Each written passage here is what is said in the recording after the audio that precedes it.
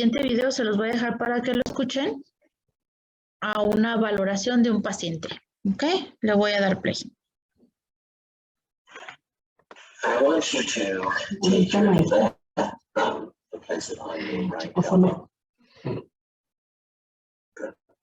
I want you to take your fifth finger on your right hand and place it on your left wrist. Very good. Okay. Which is my right hand? And what do you call this finger?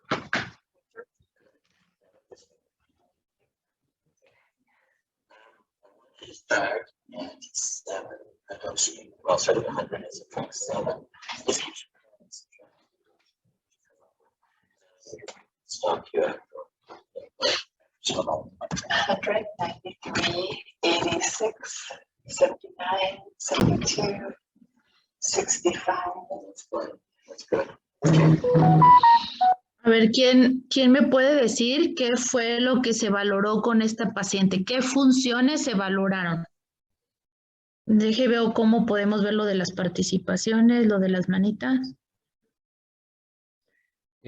Calculia, ¿no?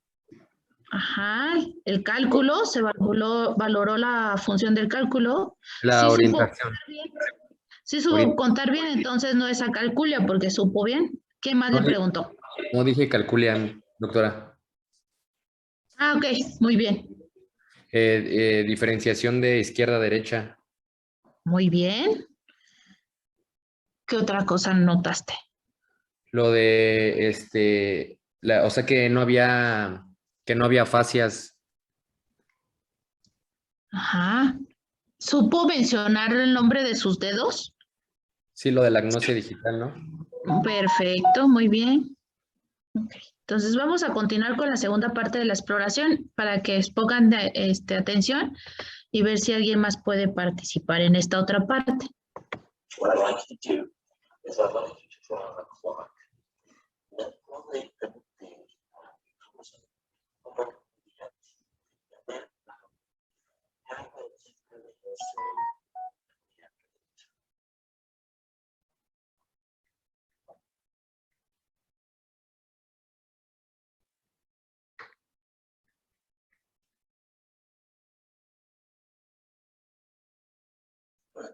And then over here, draw a face.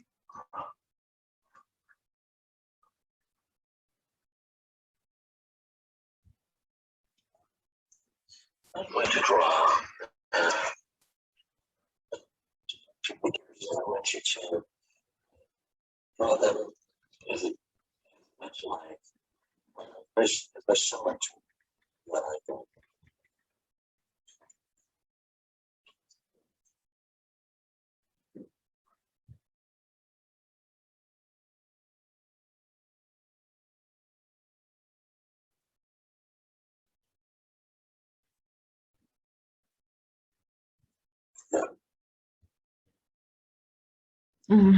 Bueno, me dicen que se escucha distorsionado pero al menos las imágenes, si las entienden, si ven lo que hizo el doctor y lo que le pidió a la paciente, ¿verdad? ¿O alguien no entendió?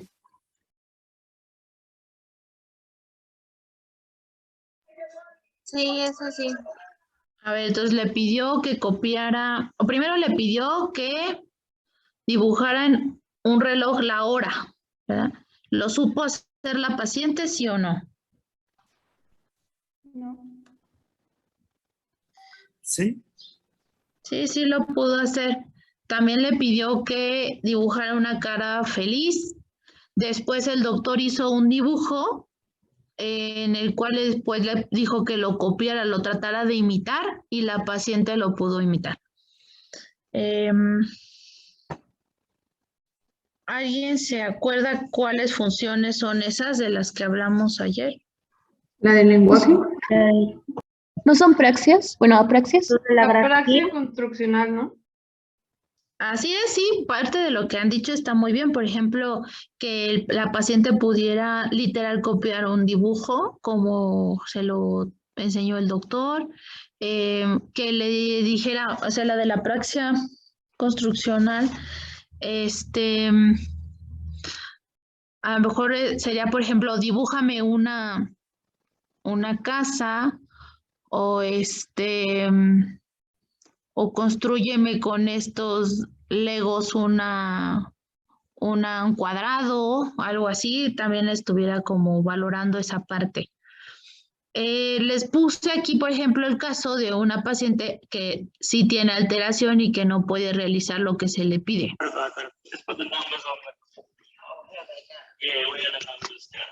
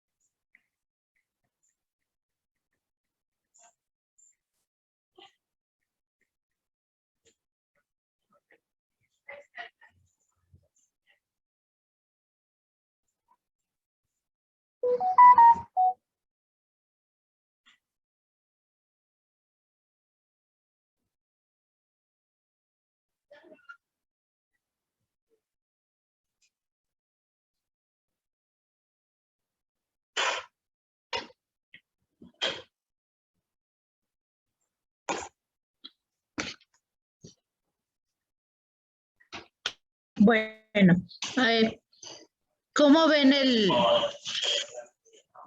cómo ven ahí el dibujo que hizo la abuelita? Como que tiene el espacio, ¿no? Así es, tiene dificultad para acomodar los números, tiene una alteración visoespacial, muy bien. ¿Qué más estamos evaluando ahí? Pues las apraxias, ¿no? A lo mejor era algo que antes sí podía hacer y que ahora no. También lo relacionado a la memoria, al menos sí pudo poner todos los números completos. Eso es algo que se evaluó de manera positiva. Pero ¿qué pasaría si el paciente tuviera una lesión bilateral, es decir, del lóbulo parietal derecho, tanto del izquierdo? A eso se le llama síndrome de Wallin, que es la inhabilidad de integrar componentes de una escena visual. A eso se le llama simultanagnosia. Y también la inhabilidad de alcanzar con la mano objetos visuales, y a eso se le llama apraxia óptica. ¿Ok? Vamos a dar un ejemplo de la simultanagnosia. Por alguna razón, estos pacientes tienden a pasar por alto los objetos de mayor tamaño. A estos pacientes se le pidió que circulara todas las letras A. No se le pidió que solo las letras A chiquitas, no, todas las letras A. Y si se fijan, solo circuló las pequeñas, las que están grandes, de mayor tamaño, las pasó por alto, no lo pudo hacer. Otra de las alteraciones que podemos encontrar y que ya lo mencionaban en clase algunas compañeras es de que hay una pérdida de la configuración de una entrada sensorial al cerebro. El paciente no es capaz de reconocer ni la mitad de su cuerpo ni la mitad del espacio. Claro que esto tiene que ver con un sinfín de redes neuronales del parietal con el lóbulo parietal, con el giro de cíngulo, con el tálamo. O sea, no es algo, este tipo de patología no es algo que encontremos solamente del lóbulo parietal. Ejemplos, a ver, cuando los pacientes con negligencia espacial se les pide que realicen una variedad de tareas en el espacio, lo olvidan. Por ejemplo, cuando le sirven de comer y le ponen pasta, por ejemplo, en todo el plato, el paciente solo come de la mitad del plato. Que le dan un texto a leer, solo lee la mitad del párrafo. O le dan escribir en una hoja y el paciente solo escribe únicamente en una mitad de la hoja. Hay otras que también se llaman negligencia intencional o motora. Existen pacientes que, pese a estar conscientes del estímulo, no responden a él. Es decir, sin que exista una paresia o una lesión motora que justifique que no muevan esa mano o ese pie. ¿Ok? El paciente simplemente como ignora que existe, o sea, como que para él no existe esa parte de su cuerpo, por eso no la mueve. ¿Ok? Entonces, aquinesia se debe a un fallo a la iniciación del movimiento que no puede ser atribuido a disfunción del sistema motor, sino más bien a una alteración en los sistemas necesarios para activar las motoneuronas. Hipoquinesia serían pacientes con defectos leves en el sistema intencional e inician después de un lapso normalmente largo la respuesta motora. Y impersistencia motora es la falta de capacidad para mantener una acción. Otro tipo de negligencia es la afectiva. Esta puede acompañar también a la nosognosia. Es una inconsciencia o incluso negación de la hemiparesia contralesional. O bien, aunque estén conscientes del déficit neurológico, parece no importarles. Entonces, imagínense en un paciente que tiene este tipo de lesiones y que se preguntas, oye, por favor, mueve la mano derecha. No, pues, ¿cuál? No tengo mano derecha. No hay mano derecha, ¿no? No la mueven, aunque esté íntegro su sistema motor. Y te sientes algo, te genera alguna emoción al saber que no existe tu mano derecha. Y no pasa nada. Ajá, o sea, son indiferentes incluso a esa afección. Si se les pide al paciente, por ejemplo, que recuerden su habitación, esto es un tipo de negligencia representacional. Por ejemplo, les dice, a ver, señor, cierra sus ojos, primero lo dejan que observen bien su habitación o donde están en el consultorio, o en este caso, pues, o si están en un hospital, pues que observen bien la zona donde están en el hospital, ¿no? La cama, los alrededores. Y ya después le piden que por favor cierren los ojos y le describan lo que vieron. El paciente no puede recordar lo que hay en la habitación situado en el espacio contralesional, ¿ok? Entonces, si la lesión está en el lóbulo parietal izquierdo, lo que no pueden observar es lo que se encuentra en la habitación del lado derecho. Entonces, como resumen de esto que hemos hablado ahorita, con el cuadro clínico sería, si está afectado el hemisferio izquierdo, en este caso el dominante, el paciente va a presentar autopagnosia, que es la incapacidad para nombrar y localizar parte de su cuerpo. Se da por lesiones en la corteza parietal posterior del hemisferio dominante parietal izquierdo. Del hemisferio derecho, tenemos que vamos a encontrar la negligencia contralateral, la nosognosia, la nosodiaforia y la hemiasomatognosia. Y yo sé que sean nombres como bien difíciles hasta de pronunciar, pero aquí la verdad es que es cuestión como de un poquito más de práctica en cuanto a la exploración. Doctora, Libro A, ¿sí? duda, todo eso sin importar cuál es su lado dominante, ¿verdad? No, aquí estamos poniendo un ejemplo de que el hemisferio izquierdo es el dominante. O sea, si tu paciente escribe con la derecha, si todas sus funciones motoras predominan del lado derecho, el hemisferio izquierdo es el dominante. Sí, esto es tomando en cuenta eso. Ok, gracias. Ajá. También pueden tener otras alteraciones o de cuadro clínico, por ejemplo, la simbolía del dolor. Son reacciones anormales frente al dolor. Se considera que hay una desconexión aquí entre el sistema límbico y el sistema sensorial. La asterognosia es la capacidad para reconocer un objeto mediante el tacto. Disculpe, doctora. Sí. ¿Eso sigue siendo del hemisferio derecho? ¿El anterior? No, acá estamos ya con lo sensorial, con lo sensitivo. Ya dejamos la diapositiva pasada de lo izquierdo y de lo derecho. Estas son otras alteraciones que encontramos. Lo he pasado, a ver, déjeme, voy hasta donde estaba de derecho a izquierdo, aquí. Ujú. Hasta número 4 termina. Podemos definir que existe un área somatosensorial primaria, que es la que recibe la información sensorial a través de los sentidos, del tacto, del gusto, los ojos, olfato, y el área somatosensorial secundaria, en la cual su lesión provoca los déficits sensoriales. También hay un área parietal posterior o de asociación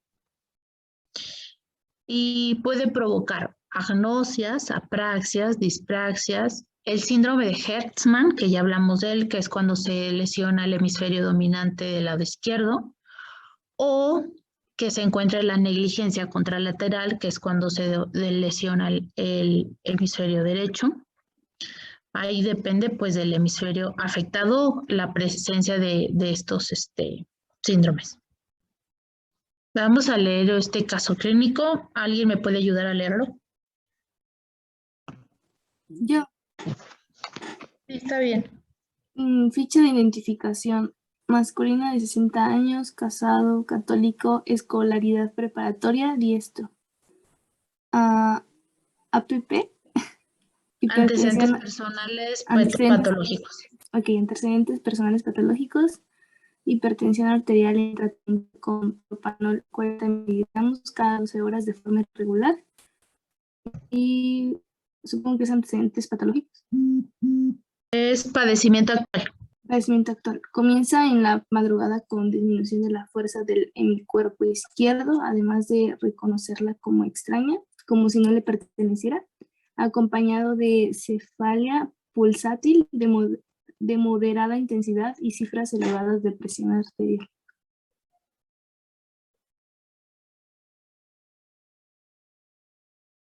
No sé si gusta seguir participando, nos puedes decir como qué crees que le pasó a este abuelito. Por cómo se dio el cuadro clínico, así todo como que fue muy agudo, ¿no? O sea, No es una, no es hipertensión intracraneal lo que presenta el paciente. Sí puede ser el dolor de cabeza, un síntoma de hipertensión intracraneal, pero ¿por qué le subiría la presión intracraneal al paciente? Debe de haber algo que la debió de haber subido, ¿no? ¿Por algún ¿Podría EBC? ser un EBC? Sí, en este caso como que lo que cuadra más como por el tiempo de evolución del cuadro clínico es un accidente cerebrovascular. ¿Y ustedes saben cuáles de los tipos de accidentes cerebrovasculares, cuál sería el que estaría asociado a cifras elevadas de presión arterial? ¿Cuál es el que más se asocia cuando llegan con crisis hipertensivas? Hemorrágico. Es el Hemorrágico. Sí, generalmente es el hemorrágico. Miren, aquí tenemos una resonancia magnética del pacientito donde se ven múltiples zonas de aquí de lesiones, no solo también parietales, sino también occipitales y de predominio del hemisferio derecho. Por eso las lesiones, por eso la sintomatología clínica del paciente era del lado izquierdo, ¿verdad? Yo creo que eso ya nos quedó claro, que la sintomatología se va a representar del lado contralateral de la lesión. Ahora, el desconocimiento de la mitad izquierda del campo visual y de su lado izquierdo del cuerpo. ¿Cómo valorarían esto en el paciente? Pues se le pidió que se le realizaran varios dibujos y se notó que en estos dibujos el paciente solo dibujaba una mitad de lo que se le pedía que copiara. Por ejemplo, aquí se ve que le hicieron una flor y le dijeron, bueno, pues copia la flor, ¿no? Y solo dibujó la del lado derecho. Luego los monitos le dijeron, pues copia esto y solo dibujó esta parte del monito del lado. De la casa igualmente como que medio, nada más hizo esta parte de la casa. Es otra manera de evaluarlo. Por ejemplo, se le puso esta hoja con un montón de letritas y se le pidió que circulara todas las letras A que viera. Y solo las hizo de un solo campo visual. Ajá, solo del lado derecho. A la exploración neurológica también se veía que a las personas las reconocía por su voz, no por su rostro. ¿A eso cómo se le llama? ¿Alguien que quiera? Prosopagnosia. Sí, muy bien, prosopagnosia. Ahí ya sus compañeritos me van a ayudar con la participación. Esta Estrella o Fanny, no sé, ahí me pueden apoyar en ir anotándolas. Y no se encontró alteración en la escritura, afortunadamente, pero sí apraxia al vestirse. Entonces, podemos tener que la presencia de la sintomatología va a depender si el que se lesiona es el hemisferio izquierdo dominante, si es dominante o si el lesiona es el hemisferio derecho. O si incluso la presencia se pueden presentar de los dos síntomas si las lesiones son bilaterales. Y ya por último, pues diría, bueno, pues ya que tenemos el diagnóstico, doctora, pues que se puede hacer algo para ayudarle a estos pacientitos a mejorar un poco. Pues sí, se ha visto que hay ciertas cosas que pueden ayudar a desarrollar esa parte del lóbulo parietal. Sobre todo juegos matemáticos. Está este juego que se llama Sudoku. ¿Alguno ya lo ha jugado? Sí, Sí. Muy bien. Entonces ahí tiene que ver mucho la cuestión matemática. Hacer malabares con las manos. También se ha visto que jugar golf, pues sobre todo con la cuestión esta de visoespacial, ¿no? Y leer mapas, sin GPS, o sea, literal, o ver, a ver, vamos a ir aquí a la tiendita, me vas a decir cómo llegar, ¿ok? Ese tipo de cosas. ¿Alguna duda hasta ahorita? También puede ayudar. Ay, no te escuché, como que se te apagó el micrófono. Disculpe, ¿también ayuda a nadar? Sí, eso sería ya parte de la rehabilitación física. Y sí, claro, eso ayudaría para la hemiparesia. Perfecto, muy bueno. Participación y aportación. Sí, la rehabilitación física es súper importante en un paciente con EBC.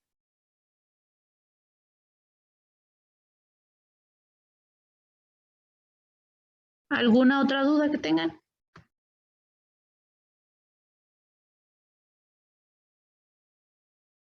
Bueno, vamos a reprogramar el tema del lóbulo occipital y ahorita con sus compañeras nos ponemos de acuerdo para que veamos la fecha y la hora, ¿ok?